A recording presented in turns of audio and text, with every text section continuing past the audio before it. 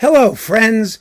This is Dave Hurwitz, executive editor at ClassicsToday.com, here with a rant about nationalism. Oh, my goodness, and stupid nationalism. Now, what is stupid nationalism? Stupid nationalism is one of these comments I get all the time from people with a soupçon of knowledge. I've always said a little knowledge is a dangerous thing. If I talk about, well, let me give you an example. I'll give you an example. I talk about Heiden being a German composer, and somebody comes screaming into the comments, "How dare you? Heiden wasn't German, he was Austrian." Or Franck being French. Franck wasn't French, he was Belgian. Or, oh my God, the UK. No, he was Welsh, or he was Scottish, or Sullivan was Irish, or, okay, let's get something straight. I want to make this very, very clear. I mean, I know I want to make it clear once and for all, but it's not going to matter because the people who need to see this probably won't. But nonetheless, I don't care where people were born, what people were born, where they were born. It doesn't matter. I don't care about anything other than into what category or style or aesthetic their musical creations fall. So let's be really, really clear about that. When I talk about, well, let's do a little European history.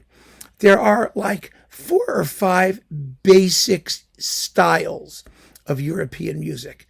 There is classical music in Western civilization.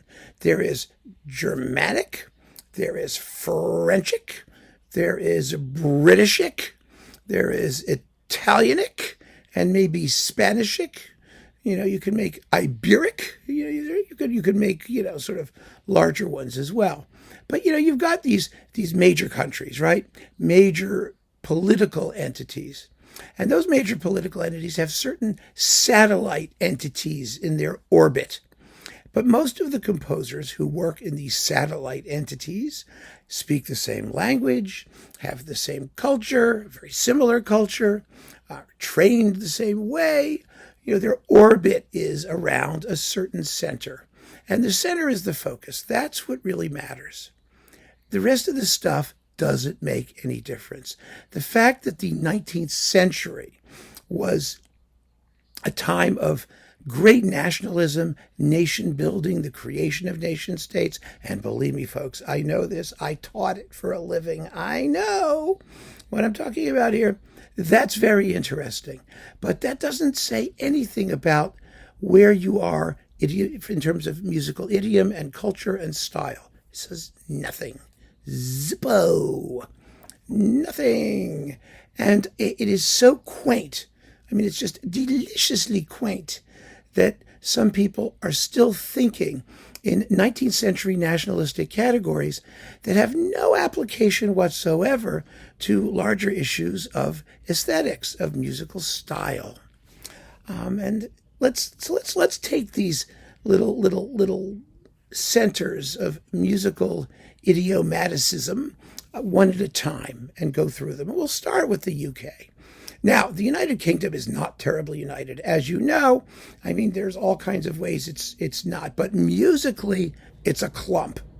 That is, England, Scotland, Wales, Ireland, they're all part of the UK, musically speaking.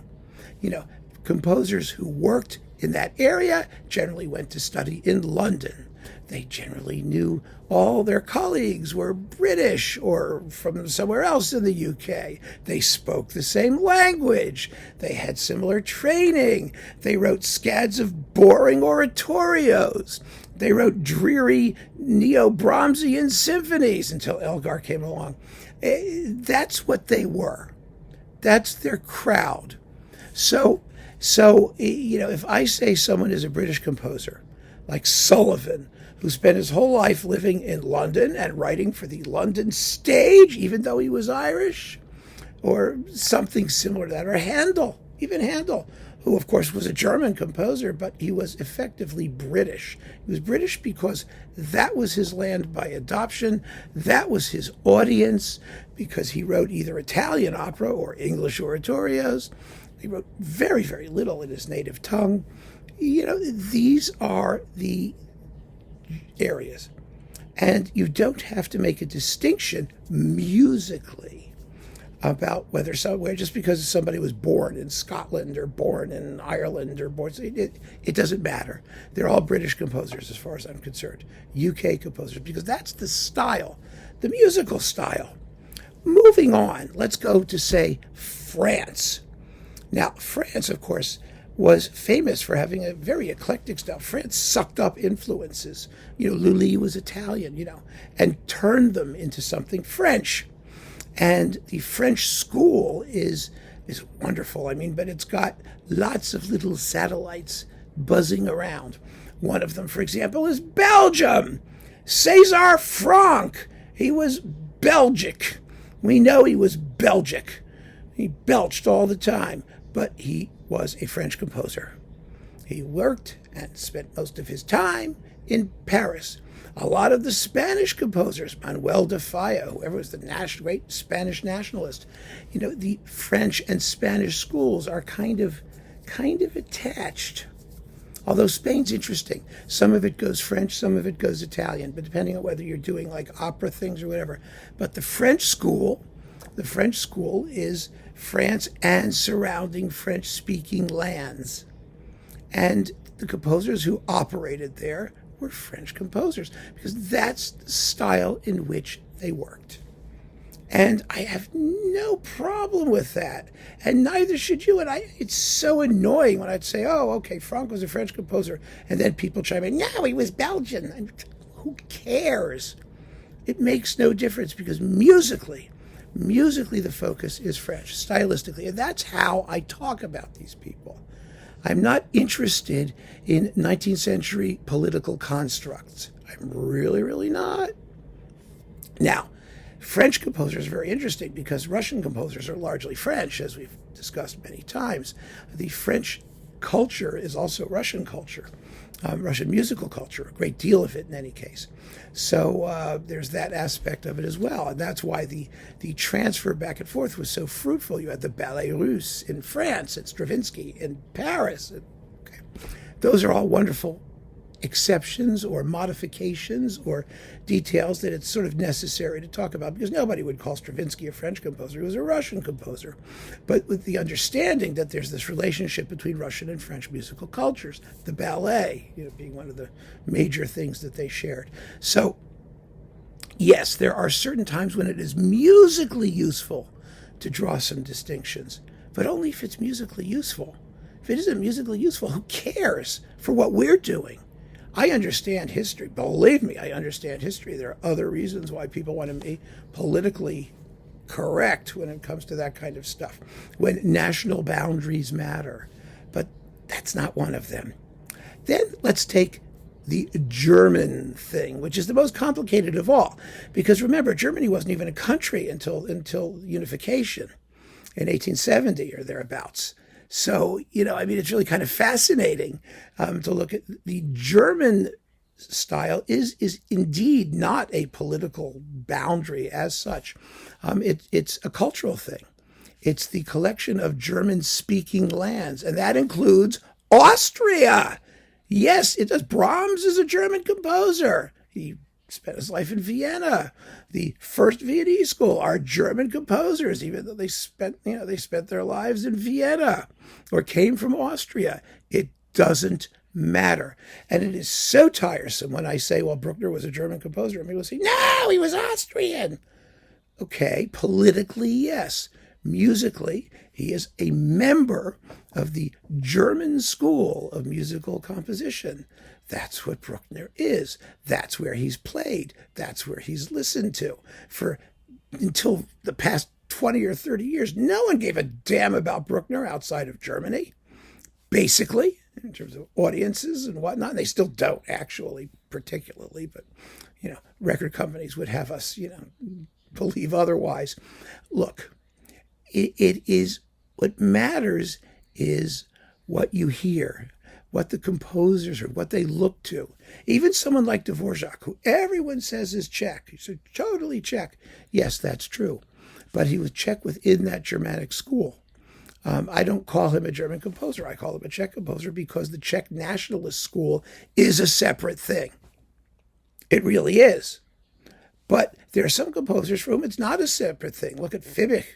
His music is not particularly Czechy sounding. It's part of that German Central European school. That's what they are. And it doesn't matter then that they may have been born here or born there.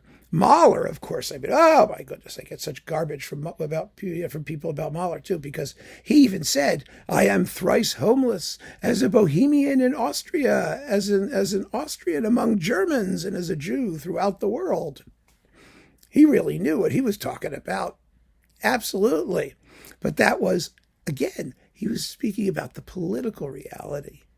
Musically, he is a member of the school of German symphonists, and that's how he heard it. That's how he defined himself musically, and that's what we have to keep in mind. And I'm making this little rant because it is so frustrating to see how people think they're going to be smarter than I am.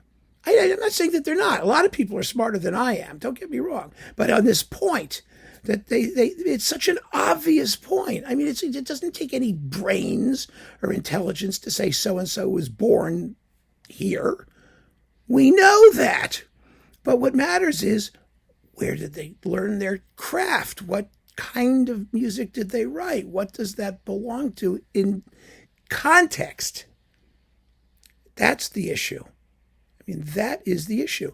I mean, the whole mystery of American music is that American music was German until it was French. That's basically the history of classical music in America. Everybody went to Leipzig. Everybody studied, with Mendelssohn epicons. And then they stopped going to Leipzig. They started going to study with Nadia Boulanger in Paris. So yes, it's American music, but it's part of the German school. It's part of the French school. These are the influences. This is the training. And then there's Ives, who's American, totally American, but still American only as a reflection or a rebellion against the German school in which he was taught at Yale by Horatio Parker. I mean, these are all very, very interesting questions, of course, but I just think for the purpose of commenting, we're talking about music.